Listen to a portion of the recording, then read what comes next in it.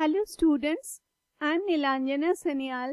Welcome you all to my channel NS Online Math Classes.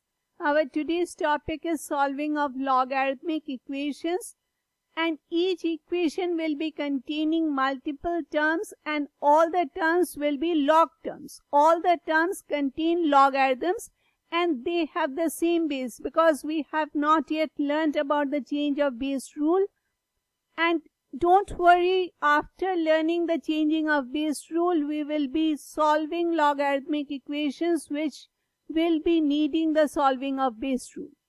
Okay, this is the second session on our solving of logarithmic equations topic. So, we will be taking a single question in this session and we will be learning about the rules. We will be following the rules to come to the solution.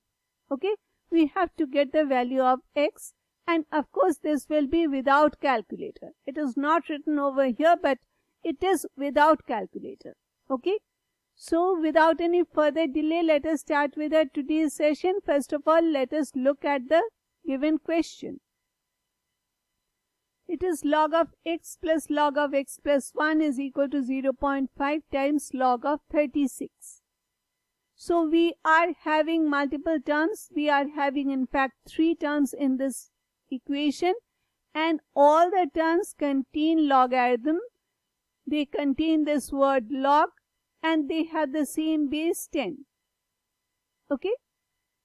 Now this 0.5 is actually equal to half. So doesn't matter. You may be given 0.5 or you may be given half. In case you are given 0.5, you have to understand that this is equal to half. So what we do for half, we will be doing the same thing for 0.5.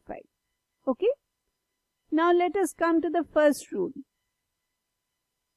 Bring all the terms to the left hand side of the equal to sign so that the right hand side contains a 0. So we have to take this term to the left hand side. How do we take it? Taking the terms to the other side doesn't mean anything. We write this as a shortcut form. What we will be doing is we will be adding negative 0.5 times log of 36 to both the sides. If we do that, we will be having negative 0.5 times log of 36 on the left side, and on the right side positive 0.5 times log of 36 and negative 0.5 times log of 36 when added together will be giving us a 0 on the right hand side of the equal to sign. Okay, that is what is meant by take this term to that side or left side or right side, whatever we see. We actually mean that you have to add the terms of opposite signs to both the sides. Okay. Now we will be doing that. So we get log of x plus log of x plus 1 minus 0.5 times log of 36 is equal to 0. Next rule. Write all the coefficients of the terms as the powers of the arguments of the logarithms and write their values as the arguments of the logarithms. Means you simplify the argument to the raised to some power and write that value as the argument of the logarithm. So this is over here for the first 2 terms, the coefficients are equal to 1. So we do not have to take the 1 to the power part of the argument because that doesn't change anything. But for the third term, we are having 0.5 as the coefficient. So this will be taken to the power as the power of the 36. This is the argument. So 0.5 will become the power of this 36. Okay. So we get this. Log of x plus log of x plus 1 minus log of 36 to the power of 0.5 equal to 0. And what is 0.5? It is half. So don't get confused when you see 36 to the power of 0.5. What is that? It is basically 36 raised to the power of half, or square root of 36. And you know how to get what is square root of 36. Definitely you know that. Or you definitely know what is 36 raised to the power of half. So just by seeing 0.5 in place of half, don't get confused. Don't jump to the conclusion that you will not be able to find the value of 36 raised to the power of 0.5 without the calculator. You will definitely be able to find. It is square root of 36, and square root of 36 will definitely be giving you plus minus 6. But we will not be taking the negative 6 because we cannot have a negative argument. So we will be taking only the positive 6. Okay? So we do that. We get the equation as log of x plus log of x plus 1 minus log of 6 is equal to 0. Okay? That is what is meant by this part. Write their values as the arguments of the logarithms. When you are taking the coefficient and making it the power of the argument, you just simplify this power raised to the, this argument raised to this power, and whatever is the value, you write that as the modified argument. Okay? Next rule. Express all the terms of the left hand side of the equation as a single logarithm using the multiplication and the division laws. Because now you are having the terms connected by plus or minus signs.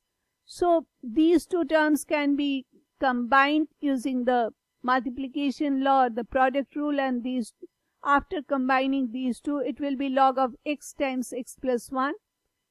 And then it is minus log of 6, so we will be using the division law or quotient rule. So we will be getting log of x times x plus 1 over 6 is equal to 0.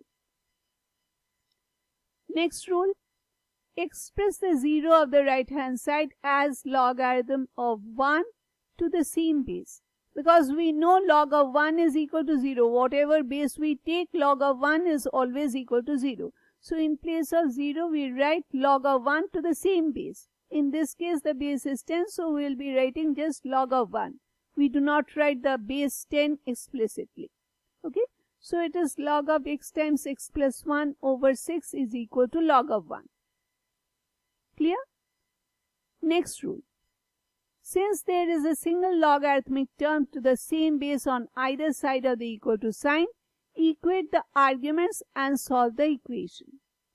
We are having a single logarithmic term on the left side and a single logarithmic term on the right side, and they are having the same base, that is 10. So we can just take the arguments of both the sides and equate the arguments. We have this as x times x plus 1 over 6 is equal to 1. And we have to solve this algebraic equation. This is a fraction. This one can be written as 1 over 1 so that we can cross multiply. And we will be getting x times x plus 1 is equal to 6 times 1, which is 6. And 6 can be written as 2 times 3. Okay. So this is x times x plus 1 means they are two consecutive numbers. And 6, what are the factors of 6? Yes, you may write 1 times 6 also. That will be one pair of factors. But you may write 2 times 3. I have taken 2 times 3 because 2 and 3 are consecutive numbers. 1 and 6 are not consecutive numbers, but on the left side we are having two consecutive numbers, x and x plus 1. So I have written 6 as 2 times 3. Therefore, the x value is equal to 2. Okay.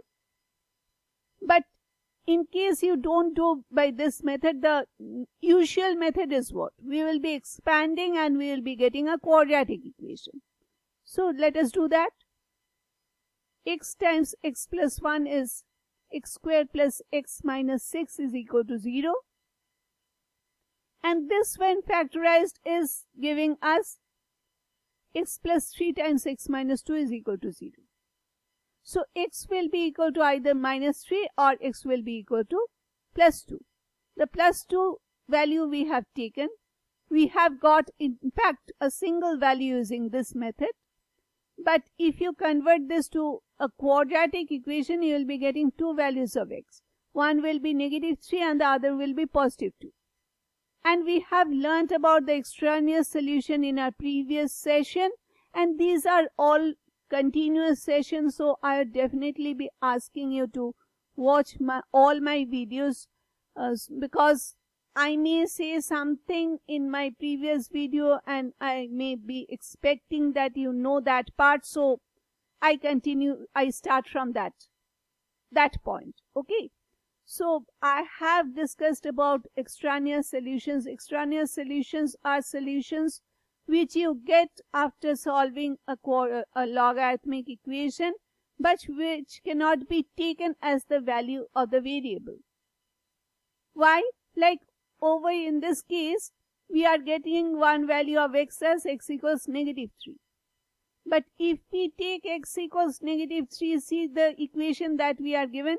It is log of x. The very first term is log of x. And we know that we cannot have a negative argument.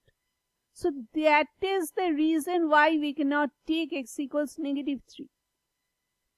Negative 3 is the extraneous solution. If you go for this quadratic equation and solving of the quadratic equation to get to the value of x, you will definitely be getting this extraneous solution, which you cannot take. Therefore, for any logarithmic equation, after solving a logarithmic equation, it is compulsory to check whether you can take all the values or not in case you get multiple values. It is not that always you have to reject one or multiple values and you can take only a single value. There may be cases when you will be seeing that you can take all the values. But there may be cases where you have to reject some values as well, one value as well. Okay? So you have to always check whether you can take the answers that you have got. Like in this case, x equals negative 3 cannot be taken. This is a cross and this is a tick. X minus 2, this part will be giving us the correct answer, x equal to 2. That is the one that we have got. Okay? Because 6 is written as 2 times 3 and I have got the answer in this way, but this is not the very usual way. We always expand and we go for the solving of the quadratic equation. And as soon as you go for the solving of the quadratic equation, you get an extraneous solution, which you have to reject or discard. Okay? So students, this brings us to the end of this session. Please like, share and subscribe if you find this video helpful. Thank you for watching this video till the end. We meet again very soon. Till then, bye.